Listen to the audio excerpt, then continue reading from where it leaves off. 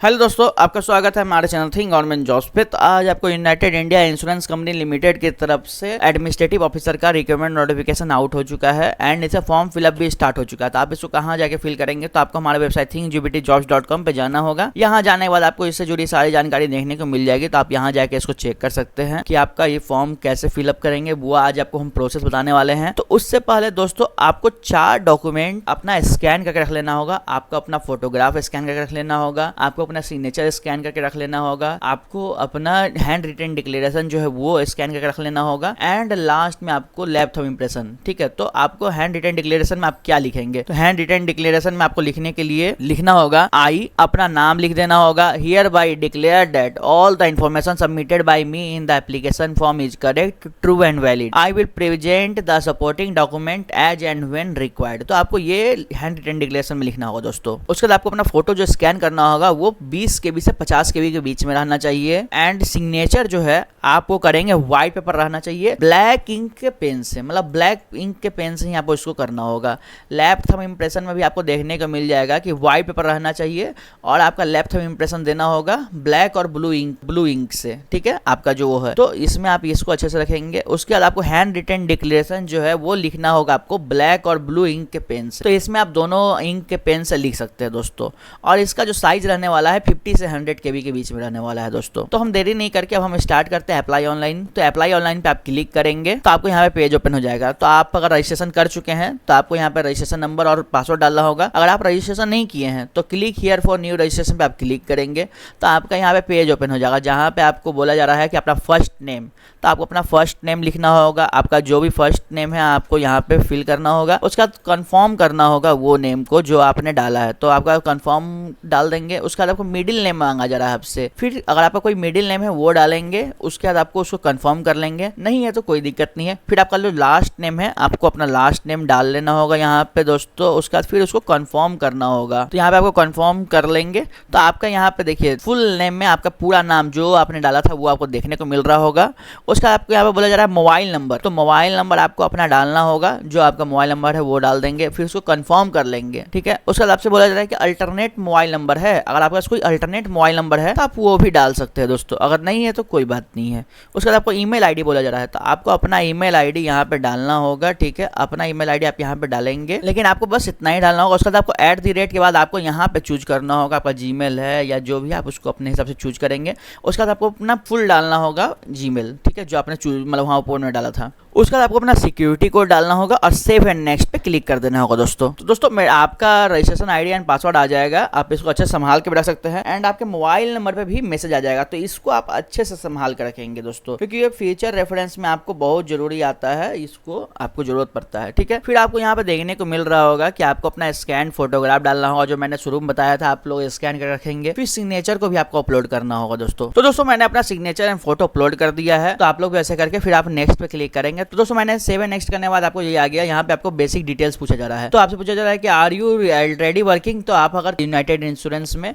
तो आप यस करेंगे, नहीं तो नो करेंगे। उसके बाद आपसे पूछा जा रहा है नेम ऑफ डिसिप्लिन, तो नेम ऑफ डिसिप्लिन डालना होगा कि आप किसके लिए फॉर्म फिलअप करना चाहते हैं, रिस्क मैनेजमेंट में जा रहे हैं या finance and investment, automobile engineering, chemical engineering, data analytics, legal and general. तो आप जिस पे भी चाहते हैं आप उसको क्लिक कर देंगे। उसके बाद आपको प्रीफरेंस बोला जा रहा है कि आपको प्रीफरेंस मांगा जा रहा है कि पोस्टिंग आपको कहाँ मिलना चाहिए। ठीक है, वो 3 स्टेट का आपसे जैसे मांगा जा रहा है, तो आप अपने हिसाब से आपका जो भी नज़दीक है आप वो चूज कर सकते हैं। ठीक है, इसमें आप ही का ये रहेगा। तो मैं जैसे बिहार से हूँ तो मैं बिहार चूज कर ले रहा हूँ, बिहार से जो भी नज़दीक है मैं वो चूज कर ले रहा हूँ। ठीक है, और आपका जो भी नज़दीक पड़ेगा आप अपने हिसाब से उसको देख के चूज कर लेंगे। उसके बाद से पूछा जाए कि आपका कैटेगरी क्या है, तो आपका कैटेगरी जो भी है आप उसको देख लेंगे। अनरिजर्व है, AWS, OBC है, SC है, ST है, तो आप जो है आपको वही हिसाब से अपना चूज करना होगा। ठीक है, उसके बाद आपको बोला जा रहा है दोस्तों, उसके बाद क्या पूछा जा रहा है कि आप डिजेबल हैं, अगर आप डिजेबल है तो यस करेंगे, नहीं तो नो करके आप आगे बढ़ेंगे। फिर आपको यहाँ पे पूछा जा रहा है कि आपको मतलब डिजेबल लोग के लिए ही रहता है कि डिफिकल्टी अगर आपको लिखने में तो उसके लिए है सेक्शन 2S के अकॉर्डिंग में, तो आपको है तो अगर आप है तो यस करेंगे, तो नो करेंगे अगर आप इसके लिए चाहते हैं तो।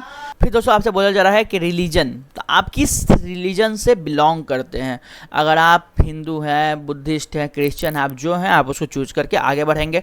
फिर आपसे बोला जा रहा है कि आपका रिलीजियस माइनॉरिटी कम्युनिटी से आप बिलोंग करते हैं या नहीं करते हैं। अगर आप माइनॉरिटी कम्युनिटी से बिलोंग करते हैं तो यस करेंगे, नहीं तो नो करेंगे। और उसके बाद आपसे बोला जा रहा है कि आप एक्स सर्विसमैन है या इमरजेंसी कमीशन ऑफिसर है या शॉर्ट सर्विस कमीशन ऑफिसर है। अगर आप हैं तो यस करेंगे, नहीं तो नो करेंगे। फिर आपसे पूछा जा रहा है कि डिजेबिलिटी के बारे में पूछा जा रहा है। तो defence services personnel disable in operation during the hostilities with any foreign country और in a distributed area are released on consequences thereof. तो अगर आप हैं इसमें बिलोंग करते हैं तो आप यस करेंगे, नहीं तो नो करके आप आगे बढ़ेंगे। उसके बाद आपको यहाँ पे देखने को मिलेगा कि एज रिलैक्सेशन के लिए बोला जा रहा है। तो ये आपको डिवोर्स वोमेन मतलब विडो के लिए है या अपने हस्बैंड से जो अलग हो चुके हैं उनके लिए। तो अगर आप उसमें एलिजिबल हैं तो यस करेंगे, नहीं तो आप नो करके आगे बढ़ेंगे।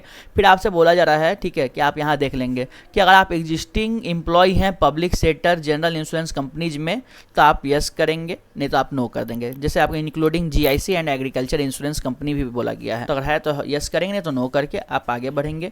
फिर आपको यहाँ पे देखने को मिल जाएगा कि आपका सिटीजनशिप पूछा जा रहा है। तो आप इंडियंस हैं या अदर्स। तो अगर आप इंडियन है तो यस इंडियन पे क्लिक करके आप आगे बढ़ेंगे। फिर आपसे बोला जा रहा है कि आपके पास आधार कार्ड है। तो अगर आपके पास आधार कार्ड है तो यस करेंगे, ठीक है। तो आपको फिर अपना आधार कार्ड नंबर यहाँ डालना होगा। तो आप अपना आधार कार्ड नंबर डाल देंगे। फिर आपसे बोला जा रहा है कि आप मतलब सेंटर कहाँ चाहते हैं, ठीक है। तो सेंटर के लिए पूछा जा रहा है। तो आपको अपना स्टेट चूज कर लेना होगा। आप जिस भी स्टेट से बिलोंग करते हैं वहीं पे आपको सेंटर मिल जाएगा। तो आप अपना सेंटर को चूज कर लेंगे। उसके बाद आपसे यहाँ पे पूछा जा रहा है कि डेट ऑफ बर्थ दोस्तों आपका क्या है। तो आपका जो डेट ऑफ बर्थ है आप अपना डेट ऑफ बर्थ चूज कर लेंगे, क्योंकि यहाँ पे डेट ऑफ बर्थ डालना जरूरी है आपको। और जो आपका एज का गिनती होगा वो 30/9/2024 के हिसाब से होगा, ठीक है दोस्तों। आप इसको ध्यान में रखेंगे। फिर आपका जेंडर पूछा जा रहा है।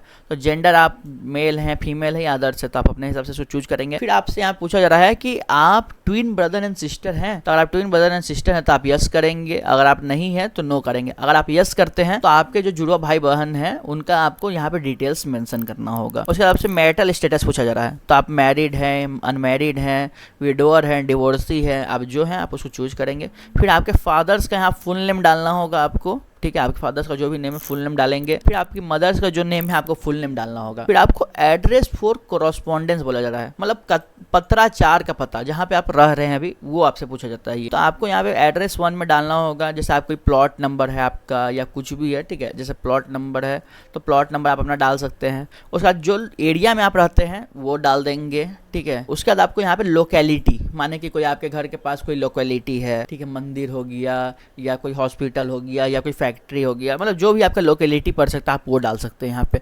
फिर आपसे डिस्ट्रिक्ट पूछा जा रहा है। तो आप किस डिस्ट्रिक्ट से बिलोंग करते हैं। तो आप जिस भी डिस्ट्रिक्ट से बिलोंग करते हैं आपको वो चूज कर लेना होगा यहाँ पे। उसके बाद आपको देखने को मिलेगा स्टेट। तो स्टेट आप जिस स्टेट से बिलोंग कर रहे हैं आप स्टेट को चूज कर लेंगे। पिन कोड आपको बोला जा रहा है तो आप पिन कोड अपना यहाँ पे डाल देंगे। अगर आपका कॉरस्पॉन्डेंस एड्रेस जो है वो ही मतलब परमानेंट एड्रेस है तो आप यहाँ पे बस क्लिक कर देंगे तो आपका सेम हो जाएगा जो आपने ऊपर में लिखा था। अगर आपका अलग है तो आपको फिर से इसको फिल करना होगा। आपको ऐसे ही ऊपर के जैसा फिल करना होगा। आपको कोई प्लॉट नंबर हो या क्वार्टर नंबर हो वो डाल देंगे। फिर आपका कोई एड्रेस, जैसे आपका कोई लोकेशन आप जहाँ रहते हैं एरिया, वो एरिया डाल देंगे, लोकेलिटी डाल देंगे, डिस्ट्रिक्ट चूज कर लेंगे और आप स्टेट चूज कर लेंगे अपना और यहाँ पिन कोड डाल देंगे, ठीक है दोस्तों।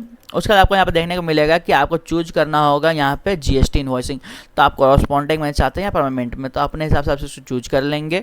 उसके बाद आपको यहाँ पे पैसा भी देखने को मिल जाएगा। फिर आप वैलिडेट योर डिटेल्स पे क्लिक करेंगे। फिर आप सेव एंड नेक्स्ट पे क्लिक करेंगे। तो दोस्तों आपको जैसे ही आप नेक्स्ट करेंगे उसके बाद आपको यहाँ पे देखने को मिल जाएगा ग्रेजुएशन सबसे पहले पूछा जा रहा है, क्योंकि ग्रेजुएशन आपको इसमें चाहिए, ठीक है। तो आपको यहाँ पे देखने को मिल जाएगा कि आप जिससे भी ग्रेजुएशन किए हैं, जैसे कॉमर्स से किया तो कॉमर्स चूज कर लेंगे, साइंस से तो साइंस, आर्ट्स से तो आर्ट्स, मैनेजमेंट, इंजीनियरिंग जो भी आपका आप उसको चूज करेंगे। उसका आपसे पूछा जा रहा है डेट ऑफ पासिंग। तो आपका जो भी डेट ऑफ पासिंग होगा आप अपना डेट ऑफ पासिंग, आपके जो ग्रेजुएशन का मार्कशीट होगा ना उस पर वो लिखा रहता है, मार्कशीट पे ही आप उसको देख लेंगे। मार्कशीट पे आपको मिल जाएगा तो मार्कशीट पे देख करके आप इसको डाल लेंगे। उसके बाद आपसे बोला जा रहा है कि परसेंटेज, आपका कितना परसेंटेज आया था। तो जो भी परसेंटेज आपका निकलेगा आपको वो डालना होगा। फिर क्लास, तो फर्स्ट क्लास, सेकेंड क्लास या पास, तो आपका जो था आप उसको चूज करेंगे।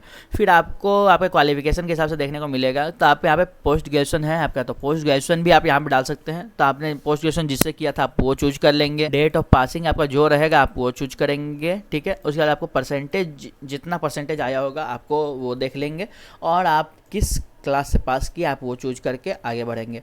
फिर आपका जो भी यहाँ पे डिटेल्स, अगर कोई पोस्ट ग्रेजुएशन 1 दूसरा भी है कोई, ठीक है, या पोस्ट ग्रेजुएशन डिप्लोमा है तो आप प्रोफेशनल क्वालिफिकेशन तो आप वो भी डाल सकते हैं।